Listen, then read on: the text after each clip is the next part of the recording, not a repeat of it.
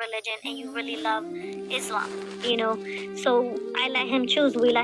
Want you to feel pressure to be Muslim, and he said. Yang pertama Loyola. Loyola mengetahui bahwa umat Islam itu amat baik.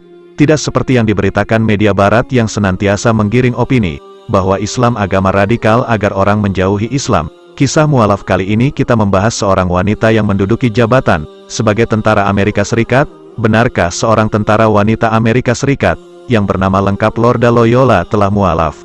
Ikuti video berdurasi singkat ini untuk mengetahui informasi selengkapnya. Tentara cantik ini bercerita tentang kisah perjalanannya menjadi mualaf. Sebelum Islam ia beragama Katolik karena mengikuti ibunya yang beragama Katolik. Namun setelah dewasa, sang ibu memberikan pilihan kepadanya tentang keyakinan, lalu ia pilih menjadi Muslim. Ibu berharap kalau ia benar-benar ingin memeluk Islam, maka dengan kata hatinya, dan jangan memberatkan diri, karena diketahui bahwa ayahnya juga beragama Muslim. Dan setelah 2 bulan Loyola bersyahadat, dan alhamdulillah ibu saya juga bersyahadat juga di sekolah minggu kala itu. Loyola dari dulu, tetap mendahului rasionalitas dibandingkan emosional. Hal ini juga menolak dirinya menjadi Katolik.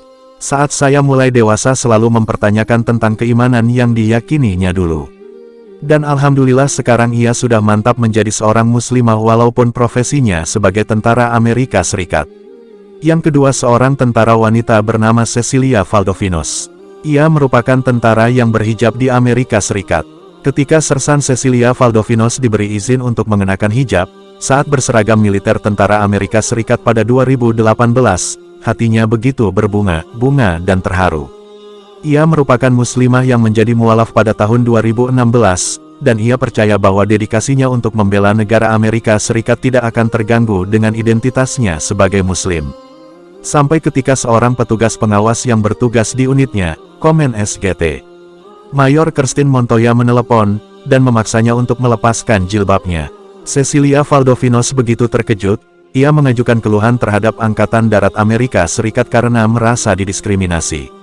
Lebih lanjut lagi, Montoya mengklaim bahwa rambut Cecilia Valdovinos tidak sesuai standar militer Amerika Serikat ketika memakai jilbab. Sehingga, ia memaksanya untuk melepaskan jilbab.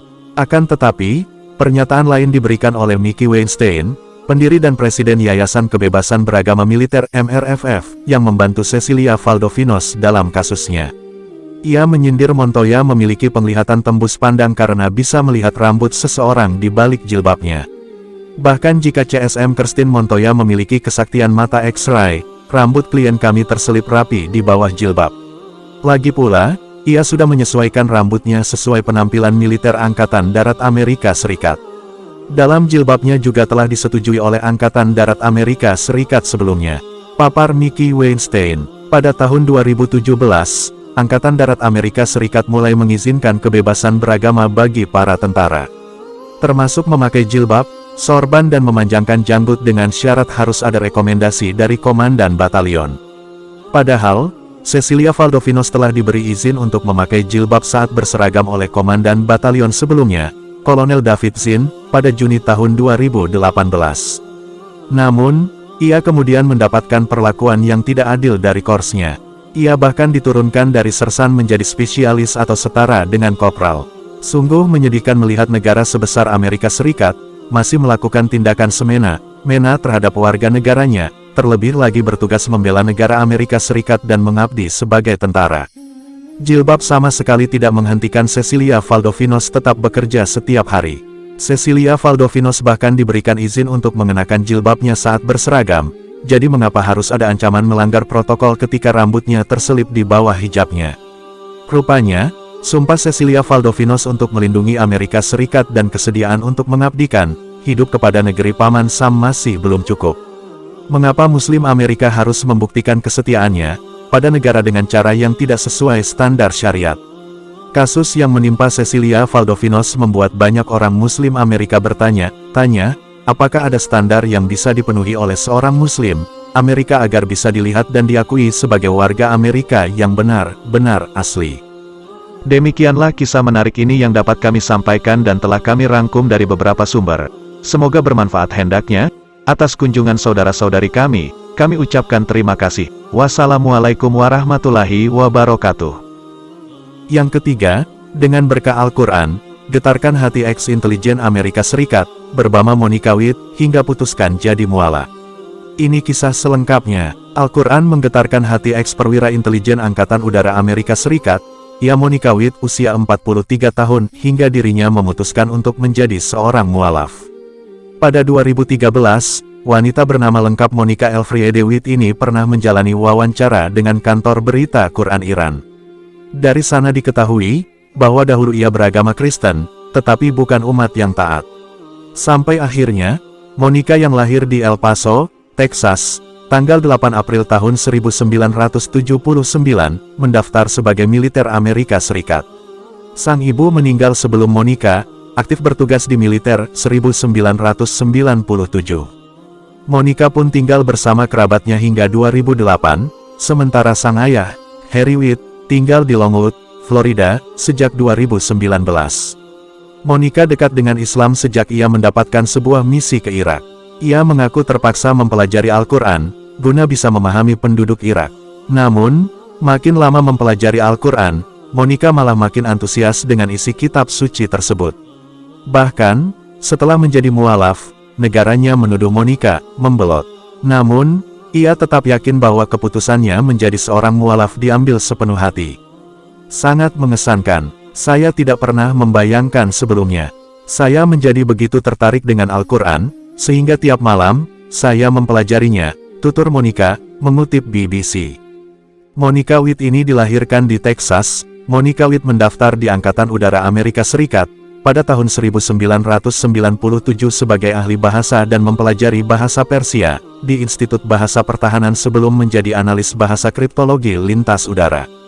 Dia kemudian ditugaskan ke Departemen Kantor Investigasi Khusus OSI, Angkatan Udara, sebagai agen khusus kontraintelijen terdaftar sampai berpisah dari Angkatan Udara pada tahun 2008. Dia terus bekerja di bidang intelijen sebagai kontraktor militer hingga tahun 2010. Setelah dia memeluk Islam di Iran tahun 2012, Witt menjadi semakin fokus pada agama dan wilayah tersebut. Presentasi batu penjuru gelar masternya memuji mereka berdua, dan dia segera berafiliasi dengan Marzi Hashemi, seorang tersangka agen intelijen Iran.